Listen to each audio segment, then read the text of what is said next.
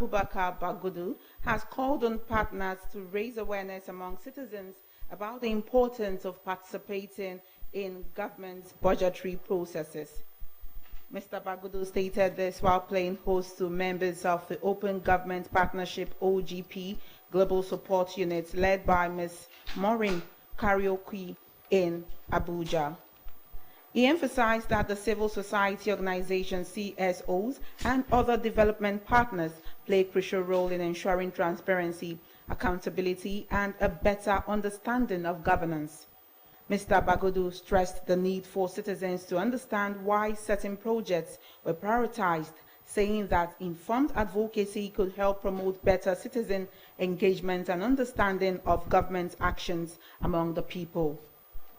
Ms. Karaoke during the visit highlighted that OGP performed best when it was coordinated by the ministry. She encouraged collaboration to strengthen budget transparency and called for greater citizen participation in budgetary processes. The state government, through the Delta State Task Force Against Human Trafficking and Irregular Migration, has restated its commitment in combating human trafficking through education and awareness programs in secondary schools across the state.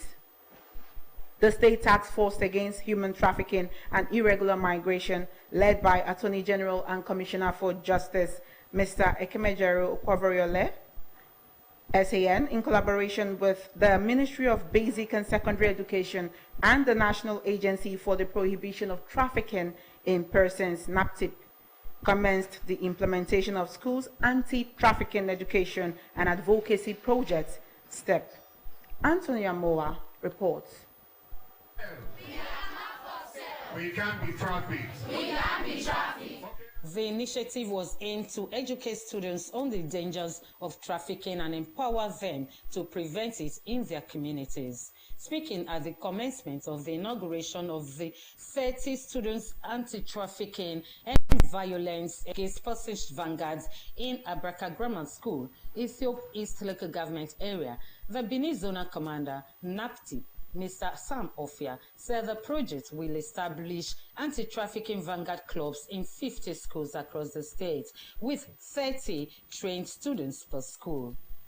He reiterated that the clubs will serve as ambassadors against human trafficking, promoting awareness and community resilience, thereby reducing the vulnerability of students to trafficking and exploitation. Having this vanguard in school is to curb the menace of human trafficking so that the students will be very much aware and informed about the dangers of human trafficking. On her part, the head of Anti-Trafficking Unit, Ministry of Justice, and the Secretary, Delta State Task Force Against Human Trafficking and Irregular Migration, Mrs. Ijoma Wanzi, said the task force was set up by the state government to fight the menace of human trafficking in the state, adding that the vanguard clubs will henceforth be advocates in schools across the state.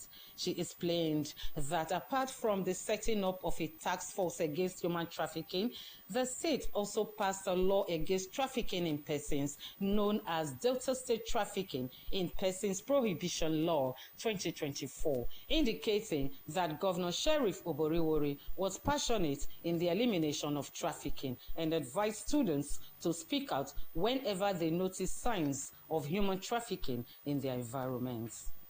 She added that the 50 schools to benefit the program were selected from 12 local government areas across the 3 senatorial districts. We need to be alert to win this war against human trafficking. No one organization can do it alone. That is why this partnership and collaboration is very, very key. The initiative, funded by the Netherlands government, implemented by ICMPG in collaboration with NAPTIP to encourage peer education, raise awareness, and strengthen community resilience against trafficking. Yeah, to enlighten other people and students who are not aware about human trafficking, about the danger that are involved, so that they will not fall victim. Antonia Moa reporting.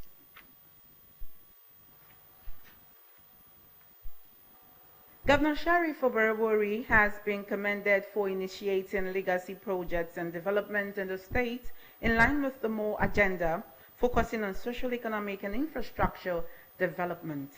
The State Director General, Orientation and Communication Bureau, Dr. Fred Ogenesiwe, has started this when speaking to newsmen at the sideline of the ongoing Nigeria Public Relations Week, an annual general meeting of the Nigerian Institute of Public Relations, NIPR, taking place at Uyo, Akwa Ibom State. Dr. Ogenesiwe noted that the state had become an investment and tourism destination with a strong economy and peaceful environment, saying it has enhanced peace and security across the state, making it an attractive location for investment. He reiterated that the governor was set to commission several mega projects across the state in the coming days and weeks to commemorate his second year in office, assuring that the Oborowori administration will sustain its enviable position as the undisputed economic nerve of the country, being the #1 oil-producing state as a result of the good governance. Speaking on Nigeria's reputation management, Dr. Ogenesiwe congratulated Dr. John Momoh and members of the Nigeria Reputation Management team inaugurated at the ongoing NIPR week, saying that President Bola Tinubu's economic remodeling policies tailored towards economic recovery, growth and infrastructure development required deliberate and strategic public relations efforts nationally and internationally. He said the advisory team, chaired by renowned broadcaster and fellow of the NIPR, Dr. John Momoh, would ensure that the nation's image was rebranded to reflect the noble intentions of Mr. President in line with the Renewed Hope agenda. The Minister of Works, Senator David Umahi, has announced that a section of the Lagos-Calabar Coastal Highway will be tolled starting December. Senator Umahi made the disclosure while speaking in an interview for the forthcoming State House documentary marking the second anniversary of President Bola Tinubu's administration. According to the minister, 30 kilometers of Section 1 has been completed, with an additional 10 kilometers in Section 2 nearing delivery, noting that both segments featured 6-lane concrete paved carriageway designed to meet model standards and for safety and durability. Senator Umahi revealed that construction had commenced on Section 3 and 3B of the highway, spanning a total of 65 kilometers, covering 38 kilometers in Cross River States and 27 kilometers in Akwa Ibom. He described the positive response from local communities as a clear indication of the project's wide-reaching socio-economic benefits. The Minister of Works highlighted the administration's renewed focus on the Sokoto-Badagry Superhighway, which he noted was part of a broader vision dating back to colonial-era trade plans. The federal government has directed the Asset Management Corporation of Nigeria, AMCON, to ramp up efforts in recovering distressed assets, strengthen corporate governance practices, and develop a clear and time-bound exit strategy consistent with international standards. The mandate was delivered by the Minister of Finance and Coordinating Minister of the Economy, Mr. Waledu, during the formal inauguration of the newly constituted Board of Directors of AMCON held in Abuja. The event signaled a significant milestone in AMCON's mandate to restore stability to Nigeria's financial sector, accelerate asset recovery efforts, and chart a roadmap for its eventual dissolution. Mr. Edu stressed the need for AMCON to undergo a strategic transformation from being stabilizing force during economic crisis to becoming a more structured and efficient institution focused on value realization and eventual wind-up. He said the initiative was essential for enhancing investors' confidence and unlocking value trapped in non-performing assets, and aligned with the government's broader macroeconomic reform agenda aimed at stimulating private sector-led growth. Responding on behalf of the board, AMCON Managing Director CEO Mr. Gbenga Alade assured the Minister and stakeholders of the board's full dedication to the corporation of renewed mission. He acknowledged that AMCON was established as a temporary intervention and pledged that the organization will remain committed to winding down its operations in a structured and responsible manner. The need for open and transparent communication in building a virile workforce was the crux of the message during the maiden edition of the 2025 Breakfast Dialogue with the State Head of Service held at the Unity Hall, Government House, Asaba. Eunice Semezia reports. Addressing the civil servants drawn from the various ministries and parastatals, the State Head of Service, Dr. Minnie Oseji, said the Breakfast Dialogue was first instituted by a former head of service in the state, Mr. Okeofili, but later faced setback from 2018, adding that she decided to resuscitate the event given the importance of timely and accurate information. Dr. Oseji said the resuscitation became necessary given the new reforms in the service, which required proper interaction with those who would implement the reforms in order to come up with the right strategies and avoid tendencies for wrong interpretation of intentions. She said Governor Sheriff Oborowori is meticulous and promotes transparency in governance. Hence, in keying into his programs, the Office of the Head of Service was working on, among other things, organizing regular physical and virtual meetings for civil servants, breakfast dialogue with selected public servants, capacity building of civil servants on financial management, encouraging documentation of in-house capacity building in MDAs, promoting planning, research and statistics, promoting agriculture, and ease of doing business among civil servants, reinstating the Civil Service Week, and revitalizing the Civil Service Club. Dr. Oseji noted that as a public health physician who believes more in preventive medicine, she understood the need for every civil servant to be properly informed in order not to run foul of the law. Many people who didn't know a lot of things they now know, and hopefully ignorance will not be an excuse to go against any of the regulations. And then we too have seen the areas that people are having challenges. We have also identified some gaps, and we'll go back to come up with plans and interventions to address those gaps. I just want the civil servants to know that they can do it. I want them to think of how civil servants rejigged the whole of Singapore and how they contributed to the development of Dubai, and to say that we can do it in Delta State, and Delta State can be the Nigerian version of Dubai. Chairman of the Civil Service Commission, Chief Rosalyn Amioku, commended the State Head of Service for the initiative, saying that she would work in synergy with Dr. Oseji to reposition the civil service. She called on civil servants to key into the moral agenda of Governor Sheriff Oborowori and reciprocate his civil service-friendly gestures by doing the right thing always, assuring that no civil servant will be witch-hunted.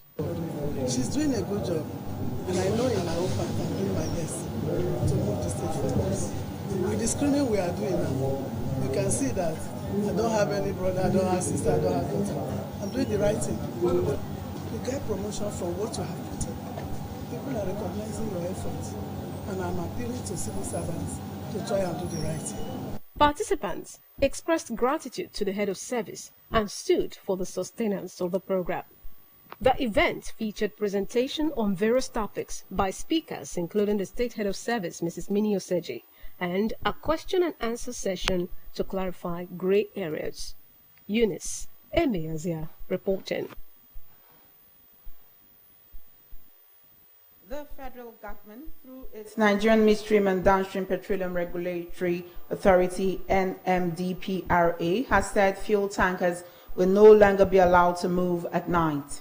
The chief executive of the NMDPRA, Mr. Farouk Ahmed, stated this in Lagos during a sensitization program for petroleum tankers drivers, organized in collaboration with petroleum tanker drivers of the Nigerian Union of Petroleum and Natural Gas Workers, the National Association of Road Transport Owners, and the Federal Road Safety Corps and other agencies.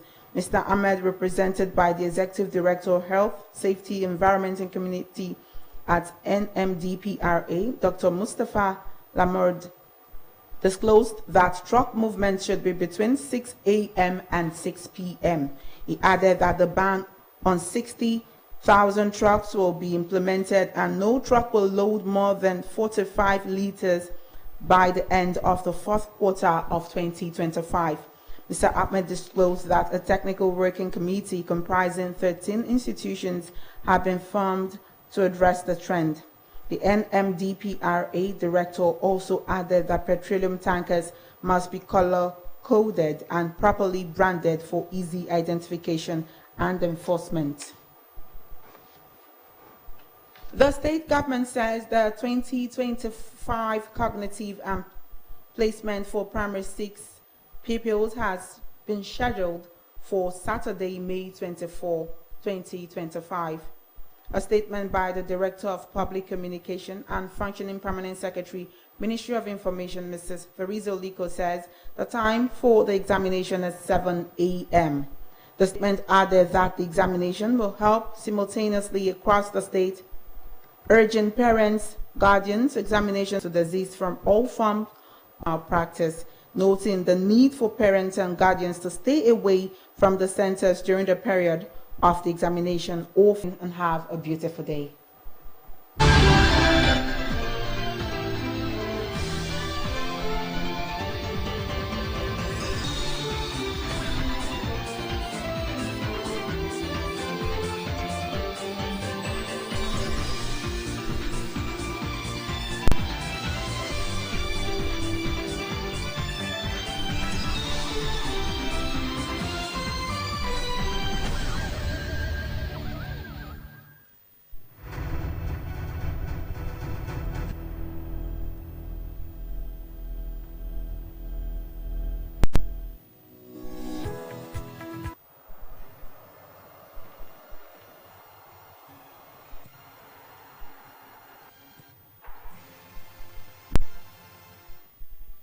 Champions Manchester City travelled to Brighton in danger of losing 4 games in a row for the